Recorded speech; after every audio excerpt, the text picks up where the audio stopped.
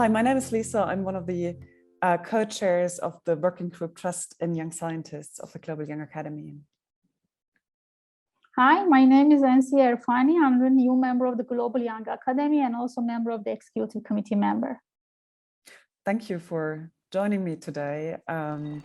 So we were both collaborating peacefully, happily, sort of, on the Science and Society, Science with Society project, which was made a bit more difficult because of the Corona crisis. But none of us could have imagined that when our videos would be ready, Russia would attack Ukraine, and now everything is overshadowed by this tragedy. How is that perceived in your part of the world, Encieh? Yeah, actually, as a person who is living in Middle East, I'm really close to the conflicts like wars and sanctions, because you know that in Middle East, there are several countries that they're in war for years and years. And I'm always wondering that why there is not that much attention to these people. And I'm really, really sad, deeply sad, and I cannot see that the people really trying to understand what's the meaning of war. And I'm just really sad that why we always get aware about something when we have chance to experience it. And then why we cannot have a solidarity in situations that we have never experienced that. At least I hope that this situation in Ukraine end really soon, because we don't really want to have another war that's going to spread all over the world. Yeah, I remember that when the Afghan crisis happened last year, you seem very involved, and I imagine that you had personal ties. You knew people there, and I don't know people from Afghanistan personally, but I know people from Ukraine. So there are these personal connections that make one war, one aggression feel closer to you than others. But of course, in the end, it's always people who need to flee their countries whose lives are under threat. So hopefully we can learn to be a bit more, global in our feelings about these things. Yeah, exactly. Of course, when you have the similarities with the countries, you can understand the situation much better. In the case of Afghanistan, more or less, the language is the same, the culture is close, the religion is more or less similar. So, of course, and I was in Afghanistan, and that I feel also, I just see that the scientists all around the world are the same. They are passionate about doing research. They are passionate about helping their country by the scientific results and the research that they are doing.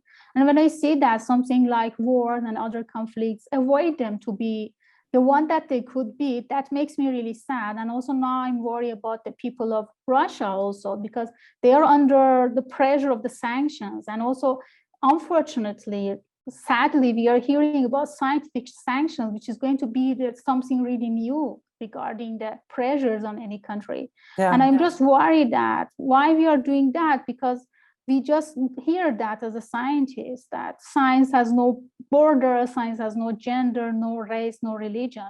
But now we are doing something that's almost against all of these ideas and attitudes.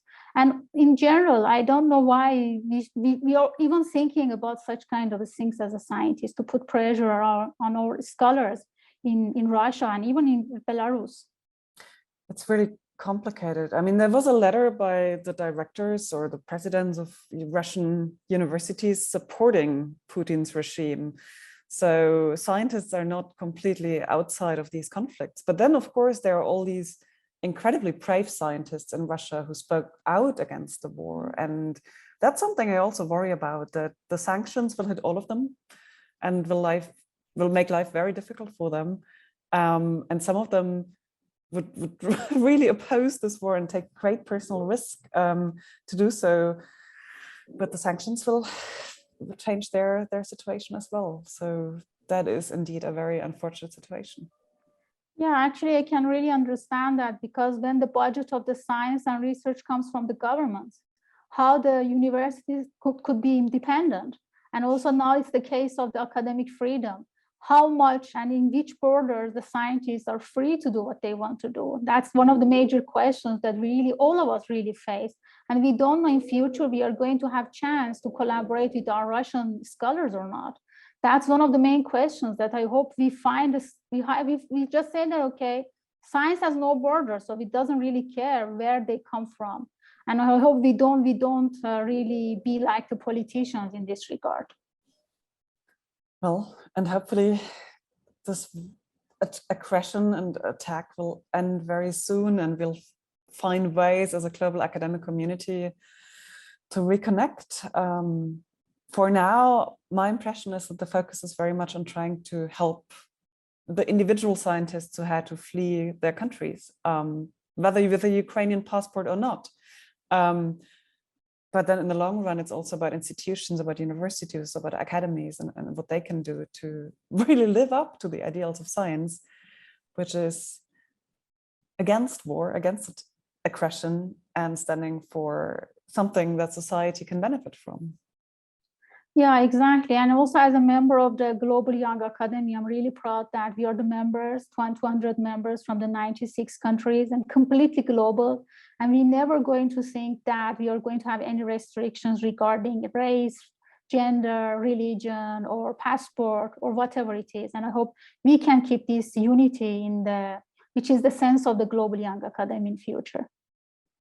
Let's hope we can work towards this and improve this for all scientists all over the world, no matter where they are. Exactly. Let's have a hope for a peaceful world.